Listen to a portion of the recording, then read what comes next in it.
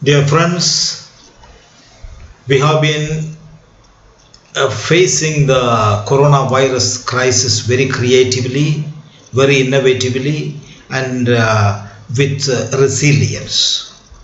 Coronavirus seems to be on a long run, even in our country. So we need to look at various aspects of this coronavirus and its impact.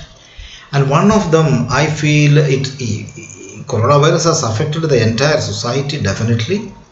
Every sections of people have been victims of coronavirus.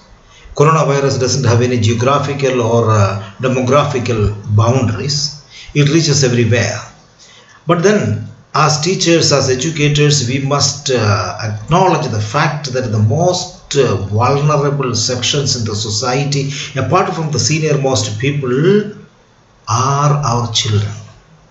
And that is why the schools are not reopening, coaching centers are not reopening, because we don't want to put our children into risks, because they are our future. So today we are going to just reflect a few points on how to keep our children healthy in a pandemic era. So we will look at various aspects of this coronavirus and coronavirus, how it affects us, and what our children need at this juncture. We have seen the soft skills, and in that soft skills I have told that we have three types of skills must be developed for our children. Number one is thinking skills, number two is emotional skills, and number three is the social skills. And we saw the thinking skills are very, very important, as the emotional skills also. So today when we look at children, we must look at the emotional skills a little more deeply and make our children self-aware and also coping with the stress. These two skills we must develop in the children, because children are very, very precious for us. And I'm sure that all the parents and teachers will agree with us. You know, the coronavirus, when it affects people, they say within 5 days, if one person gets the coronavirus positive, then that person will spread a minimum to 2.5 people. In that sense, within 5 days, 3.5 people, that means in 1 month, almost 406 people will get this virus. So it goes that way. Perhaps the number may be very high, perhaps some places may be less because of the adequate care which we are giving or lack of care. Maharashtra is in India, Maharashtra is very high, the number is increasing, but in Kerala the number is not that high. So these differences will always be there depending upon the situation of a particular place. So when we look at this making children self-aware, we must look at the following aspect. Number one is they must be taught the ability to have self-confidence. Children must be given the self-confidence.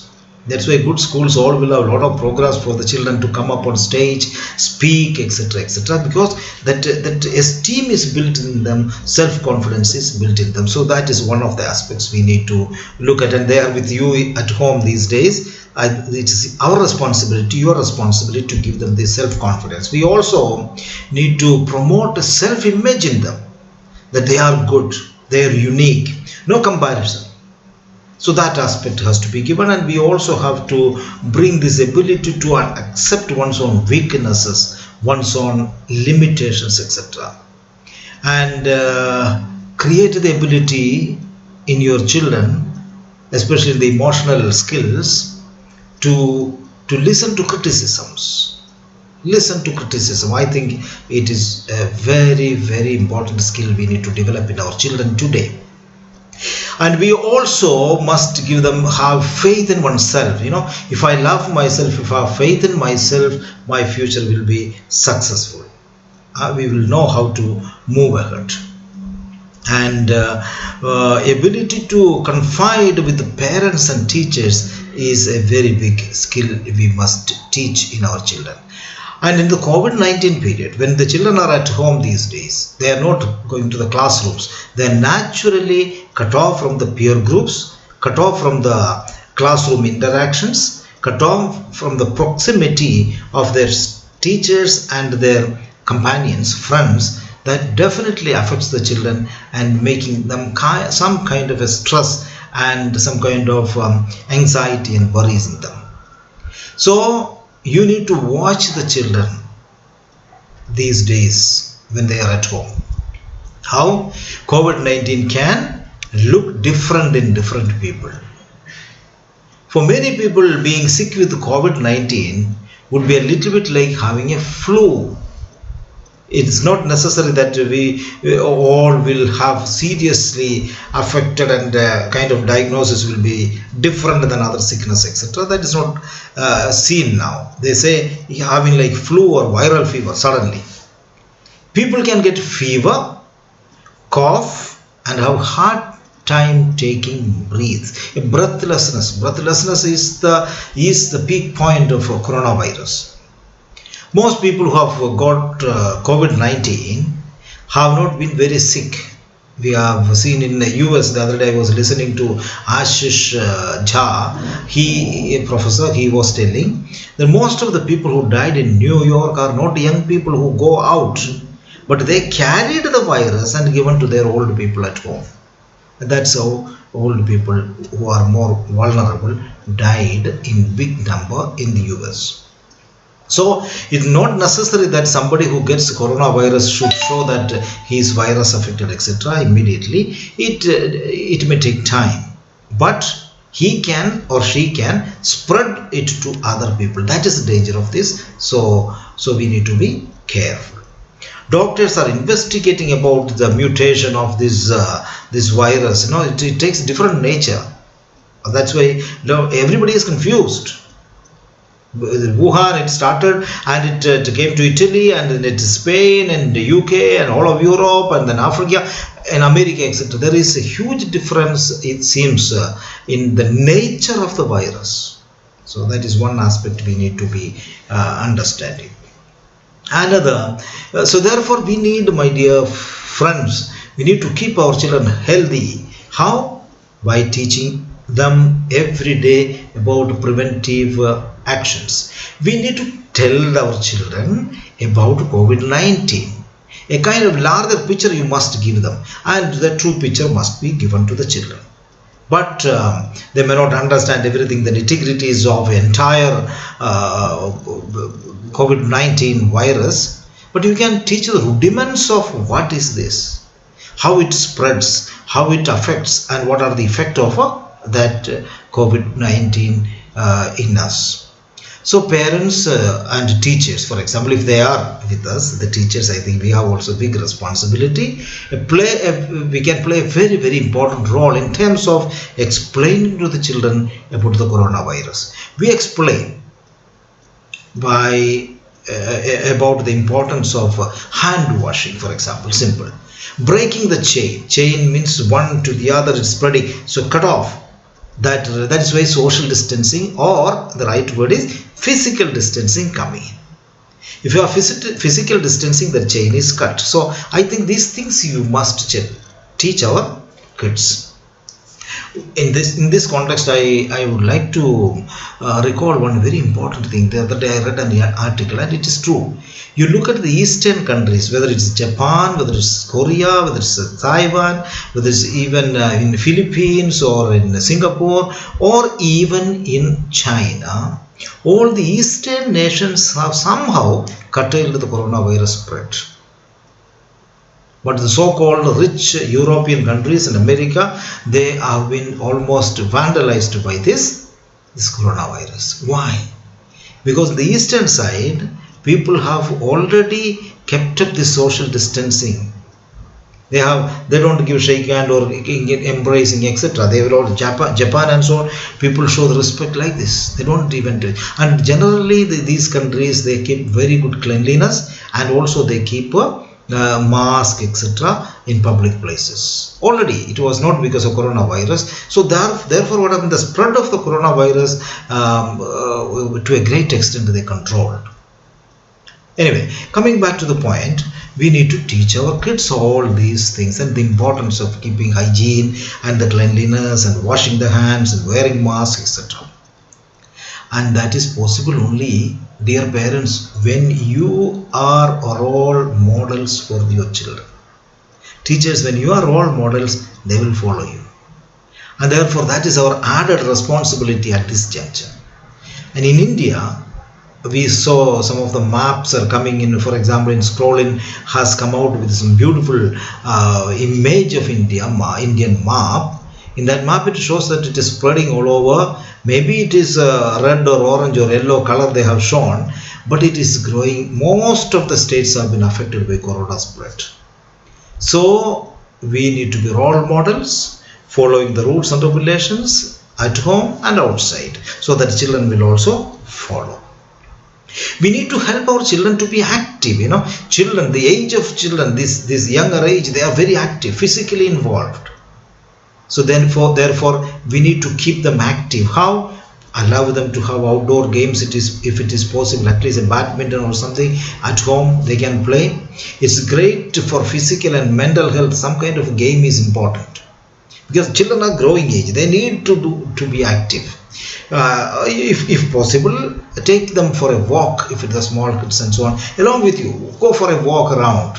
In front of your house or nearby your house or around your house, go for a walk. And indoor activities can continue. A lot of things you can do, games and so on, while sitting together. That also gives the family bonding. So it is the responsibility of the parents to take care of that kind of minute things. And help your children to stay socially connected. Social relation. We are all social beings, and therefore completely cut off lockdown and life completely cut off is not possible. So we need to teach the children to be socially connected. How? Possibly you can use social media, you can use telephone, you can connect with people, or ask your children to write cards or inlands or letters, etc., to your related people, your beloved ones, for your teachers, etc. Ask the children to write good letters to your grandparents. Suppose they are out, uncles and aunts. Suppose they are far away. Write a letter. Children will write the letter. It has indirect effect. The relationship is built. Otherwise, they will be cut off from each other. That is not a good, healthy sign. And allow the children to be with their friends, if possible, at least through internet and telephone, etc. That may help them to have that peer group, what they were missing, some kind of a positive thinking and positive relationship. I wanted to tell earlier also, many parents, it is time for you to encourage your children to be part of the family household activities. Cleaning the house, for example. Help the mummy. And ask the children to be part of the cooking at home. They will enjoy. Creatively, let them cut the vegetables, let them learn cooking, and or bringing water, cleaning the plates, etc. Somehow they should get involved in the cooking and how kitchen works in this pandemic crisis period. Allow them to have gardening. For example, if you have some, planting seeds at this juncture is very, very important. Yesterday we had the World Environmental Day. I'm sure that many places children were encouraged to plant trees, etc. Now let them plant vegetables, simple vegetables, maybe in a gamla. Plant something. Within 2-3 weeks, 3 weeks, 4 weeks. For example, when the pandemic era started, the crisis started in Kerala, the Kerala government has reached every household a packet of seeds with a variety of seeds. Asked them to plant something. Joyfully they have done it, and today they are reaping the fruit. I think you must encourage your children to participate in such activities. Planting trees, planting vegetables, fruit trees, etc. are very, very helpful for the children to have a healthy life. Also, if they are at home, after the online classes. Online class also you cannot continue for a long time. If online classes are there, maybe 2 hours, 1 hour, etc. After that, give them some free time. Ask them to write, maybe if they are interested in writing stories, try writing some kind of a creative writings, or ask them to paint or dance. Allow them to dance, and also have some games and so on. I think children should get involved in extracurricular activities at this juncture very, very significantly, in order to get away from the stress and tension they are undergoing. And when they are in stress, how do you recognize them? That is important, because most of the teenage children are in stress now. It can be possible if they are not translating their creative energy into different forms of creative activities. I think they can be tensed or anxious. So therefore, they may show some signs like this: excessive worry, irritation, sadness, etc. Whatever you say, parents will say, sometimes children may be very, very rebellious. They may be passively responding to you, if not active. So that is one sign. Unhealthy food habit, eating more or eating less, or avoiding food, or very, very choicy, etc., etc. It can be a kind of जिद्द करता है, हिंदी में बोलता है ना, जिद्द करता है बच्चा लोग. That's a sign of stress and tension. We also have some of the children unhealthy sleeping habits. They may oversleep, sometimes they may not have sleep at all. So this is another area you need to pay attention to by seeing your children. Difficulty in attention, concentration. Some children find it very difficult to concentrate. That is another significant area I think parents must be aware. And finally, we need to support our children. How do you support your children? Parents, give more information about COVID-19. Give them a kind of realistic picture. This is a pandemic. It's a global pandemic. It affects everywhere. All of us are victims. And therefore, we must tell the children that to take care of ourselves is our responsibility. But that doesn't mean that you go on allowing the children to watch all the time, 24 hours, the TV, which is talking about their death in Italy, death in France, death in India. And people will get completely distressed more.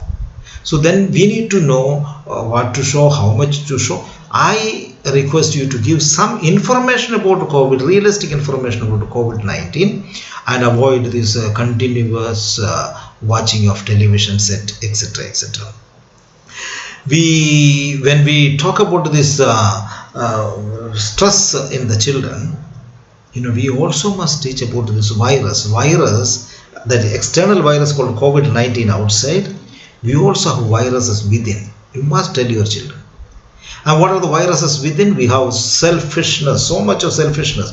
We have so much of self-centeredness. We have our ego. We have our jealousy. We have our anger. We have our hatred against other people. Lot of prejudices against people and communities and so on. So these viruses are also affecting within. And this is about individual. In the society, we see the same thing. The viruses that are so much active. And therefore, there is hatred, there is violence, there is lynching, there is killing. We have the nation to nation also these things. We have seen some countries are, like they are the sole masters of the entire world. Anywhere they are called sky neighbors. America, for example, everywhere appearing. And they are as if they are the only sole masters. And we saw the rotten society there now in the killing of that black person. That racism is so much there. Even though America goes on around all over the world, human rights, etc., etc. Now we understood that is that's not. Within there is no right. There is a lot of racism. I think these kinds of virus that are within. The pride, for example, the ego, for example, I told all this. These have to be taught to the children and say, we need to simultaneously, as we tackle the coronavirus outside, we must tackle the viruses that are within us. And it's a wake-up call for all of us to build up a good society, a harmonious society, considering every human being as one, and as all of us are as God's children.